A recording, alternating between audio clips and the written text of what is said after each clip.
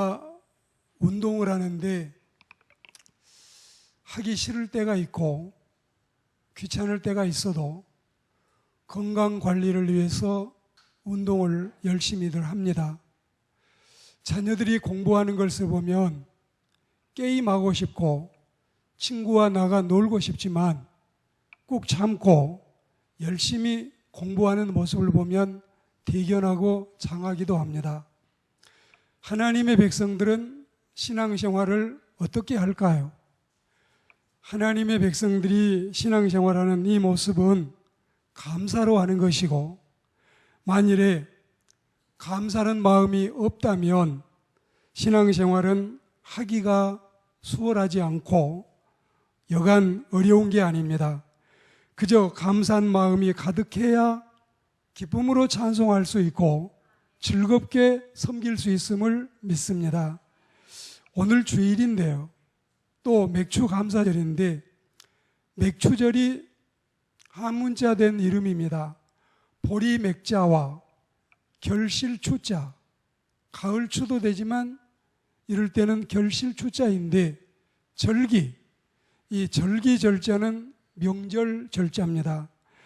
오늘 보리를 추수하고 나서 하나님의 은혜에 대해서 보답하는 마음으로 드리는 절기 명절입니다. 보리는 상징적인 것이고 보리뿐만이 아니라 여름날에도 양식을 주시는 하나님께 대하여 참으로 감사심을 발휘하는 날이기 때문에 우리는 차원이 높은 명절이 맥추절이 아닌가 이런 생각을 합니다. 그런데 하나님은 이 명절을 어느 날짜에 어느 정한 때를 주시면서 이 날짜를 잊어버리지 말고 잘 기억하고 있다가 이 날을 지키라고 말씀을 하십니다. 우리가 살면서 아무리 바쁘다 손치더라도 중요한 날은 잊어버리면 안 되는 경우가 있습니다. 부모님의 생신날, 내외간에 손잡고 백년해로를 맺었던 그날, 할머니 할아버지 추도식 날, 그리고 추석 한가위나 설날, 우리가 잊어버리면 곤란하지요. 자녀들에게도 그렇습니다. 학교 소풍 가는 날이 있고 방학식 날이 있고 개교 기념일이 있고 가을 체육대회도 있습니다. 그런데 하나님께도 지켜드려야 될 날이 바로 오늘이다. 구약시대에 제정된 이 맥추절과 무교절, 유월절, 오순절, 감사절, 그리고 신약시대에서는 부활절과 여름의 감사절, 가을의 감사절, 성탄절을 우리에게 절기로 허락하셨습니다. 따지자면은 내 날보다도 부모님의 날이 더 중하고 하나님의 날은 그보다 더 소중하기 때문에 잊어서는 안 되는 날입니다. 왜냐하면은 신앙생활은 감사로 하는 것이지 짜증내고 하면은 안 하는 것보다 못하기 때문에 그러한 것입니다. 그래서 오늘 우리는 이 날을 지키는 이 자세, 또 이 날을 지키는 우리의 중심을 생각해 봅니다. 첫째는 잊어버리지 말고 주일날처럼 잘 지키자.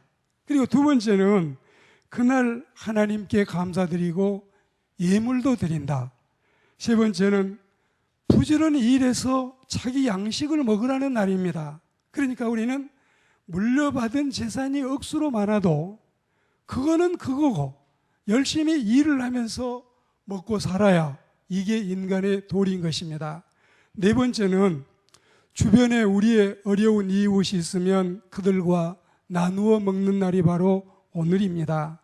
다섯 번째는 하나님의 지시를 따르며 규모 있고 질서 있게 사는 게 바로 절기를 주신 하나님의 목적인 것입니다. 이런 명절의 정신을 바로 배워서 우리들이 성실히 잘 지키고 살면 하나님은 그 순종자들에게 항상 나누어 주실 풍성한 복을 준비해 놓고 계십니다. 이거 여러분 빼앗기지 말고 우리의 몫으로, 우리의 것으로 차지하는 하나님의 백성들이 되기를 소망합니다. 이렇게 살아서 복을 잘 받아 누린 한 소년을 소개합니다. 미국의 필라델피아 한 벽돌 공장에 13살짜리 13살 먹은 소년이 있었는데 이 소년이 어린이 노동자였습니다. 말이 노동자지 그냥 학교 못 다니니까 벽돌 공장에 가서 일하는 존이라는 소년. 이 존이 한국 이름으로 하면은 요한이기 때문에 제가 이제 요한이라고 이름을 명칭하겠습니다. 일찍 붙어서 일을 하지만 주일이 되면 어김없이 하나님의 집에 가서 교회를 빠지는 법이 없습니다. 그런데 요한이 다니는 교회 입구에 길이 포장이 되지 않아서 요즘같이 이렇게 비가 오면은 교인들이 다니기가 몹시 불편해서 교인들은 불평을 합니다. 왜 이렇게 예배당 가는 길이 거칠어? 그러나 불평을 하면서도 다른 방도를 생각해 내지 않습니다. 이 일해 볼 생각은 하지 않는데 요한이 이런 생각을 했습니다. 교회 가는 길이 진창이고 불편한데 우리 어른들이 왜 이걸 손 안 대지? 내가 해볼까? 그래서 자기가 지금 벽돌 공장에 일을 하고 있긴 하지만 한 장씩 하루 한 장씩 돈을 주고 사서 이 교회 앞에 한 장씩을 하루 한 장씩을 깔아 나갑니다. 이게 이제 한 달, 두 달 되니까 30장, 50장, 60장 깔려 나가는데 이걸 처음에 신자들이 보고 이 요한이를 이상한 눈으로 보기 시작했습니다. 그러나 어린 소년이 시간이 지나면서 이렇게 계속 일을 함으로 달라지고 있으니까 어른들도 반성을 하고 소년의 일에 같이 참여하기로 마음을 먹었습니다. 얼마 후에 교회 앞은 모두 벽돌길로 포장이 되고 은혜를 받은 김에 낡은 교회 건물까지 다 새로 수리하는 교회의 은혜스러운 일이 있었습니다. 그 후로 하나님의 복을 듬뿍 받은 이 요한은 간증의 주인공이 됐습니다. 신앙심도 뛰어났습니다. 물질적인 축복도 많이 받았습니다. 나중에 이 사람이 미국의 백화점 왕인 존 와나메이커인데 이 존 와나메이커가 바로 이 소년이었습니다. 우리나라 종로 2가에 YMCA 건물을 무상으로 지어주고 세계 수많은 나라에 YMCA 건물을 지어주는 등 참으로 믿음 좋고 많은 섬김과 헌신을 했던 사람이 존 와나메이커입니다. 아버지가 일찍이 세상을 떠나서 학교에 다닐 수 없었지만 하나님의 은혜로 이 어렸을 때 교회에 이 섬기던 그 은혜가 이제 성년이 돼서도 이어지고 있는데 공부는 안 했지만 미국의 제23대 대통령에 당선된 이 베냐민 해리슨이라고 하는 대통령이 요한 와나메이커에게 연락을 했습니다. 와나메이커 씨, 우리 미국의 최신부 장관을 맡아주셔요. 그런데 이 요한이 대답했던 게 세계의 화제거리가 됐습니다. 뭐라고 대답했을까요? 대통령님, 최신부 장관을 과연 제가 할 수 있을까요?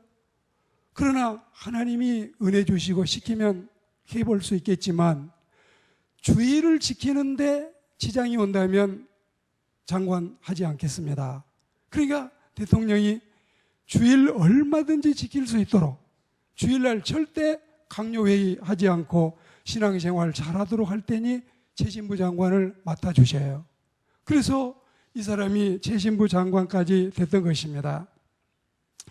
오늘 우리는 문제와 사건 앞에서 불평만 늘어놓는 사람들이 일을 해결하는가, 아니면 그 일을 두고 하나님께 기도하며 작은 일부터 실천하는 사람들이 하는가?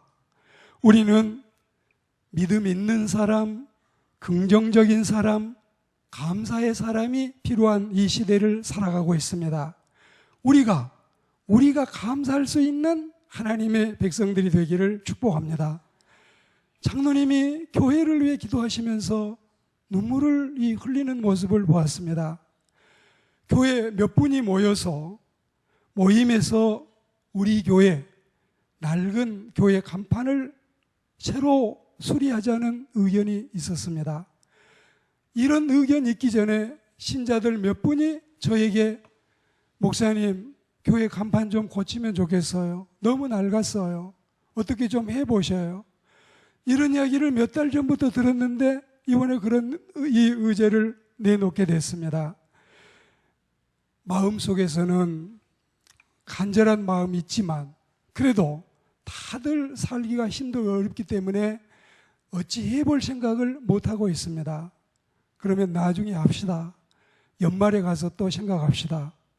그리고 주일이 잘 맞춰졌어요.